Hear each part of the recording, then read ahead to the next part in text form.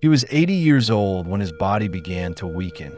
For 45 years, he had walked from village to village, from forest to forest, sharing the fragrance of awakening with anyone who was ready to listen.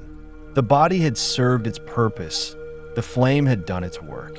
One morning, as the sun rose through the trees, the Buddha knew that his time on earth was drawing to a close. His disciples could sense it too. There was a transparent stillness in his eyes, as if the light within was preparing to merge with the infinite sky. They continued their journey slowly. People came out of their homes to greet him, to bow, to offer food and flowers.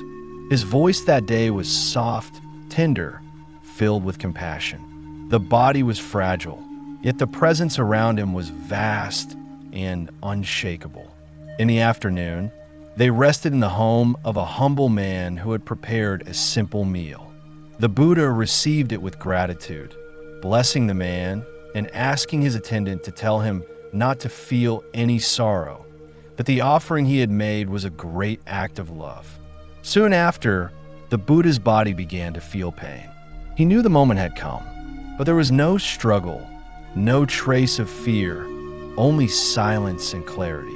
He asked his disciples to take him to a quiet grove of trees outside the town. The air there was still, the leaves glimmering in the golden light of evening, as though the whole forest was bowing to the one who had lived without ego, without desire, without attachment. Between two tall trees, they laid a simple cloth. The Buddha laid down on his right side, his head resting on his hand. It was the same posture he often used for meditation and rest. Even in death, he was teaching his disciples the art of awareness, to remain conscious, relaxed, and at peace in every moment. His disciples gathered around him. Some wept silently, others sat unmoving, watching their beloved teacher in deep meditation.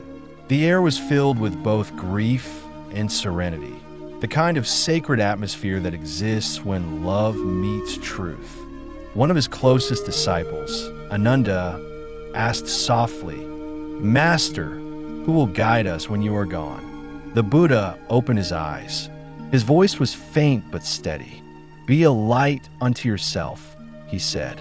"Do not depend on anyone else. Let your own awareness be your refuge." Those words carry the essence of everything he had taught in his lifetime. No savior, no external authority, just awareness, freedom, and self-understanding. He spoke again, slowly. "All things that arise will pass away. Work out your own awakening with care." He then looked at each of them, not as individuals, but as mirrors of the same consciousness that had awakened in him under a tree long ago. As the evening deepened, his breathing became slower. The forest grew silent. Even the birds seemed to pause. For a brief moment, it felt as though time itself had stopped, as though the whole universe was bowing in stillness. Then the breathing ceased, but something immeasurable remained. It was not life as we know it, not death as we imagine it. It was a vast silence, pure awareness beyond beginning and end. The disciples sat around his body through the night. Many wept, but slowly the tears gave way to stillness. They began to feel that the Buddha had not gone anywhere. The body had disappeared, yes, but the presence was all around them, deeper and more luminous than ever. By dawn, the sadness in their hearts had turned into a quiet reverence. They began to chant softly, not as a ceremony, but as a way of remembering the space of peace their master had revealed. Later, when his body was cremated, the flames rose high into the sky. Those who watched did not see tragedy. They saw completion, a perfect ending to a perfect life.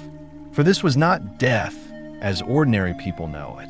This was liberation, the dissolving of the last link between consciousness and form. The Buddha had always said that everything born must die, but he had also shown that what awakens to truth never dies. He did not leave behind an organization, a priesthood, or a rigid system. He left behind an experience, a living flame of awareness. He trusted that his disciples would not worship him, but discover that same light within themselves. "You are your own master," he had said. "No one else can walk the path for you." That night in the grove, death became sacred. For the first time in history, humanity saw that it is possible to die with absolute serenity, without fear, without regret, with total acceptance. The Buddha's final breath was not an end, but a return, a wave dissolving back into the vast ocean from which it had arisen. And to this day, whenever a person sits in silence, watches their thoughts, and sees through the illusion of self, that same presence is felt again. The Buddha never truly died. He simply became what he had always been: pure awareness without form, love without boundary, silence without end.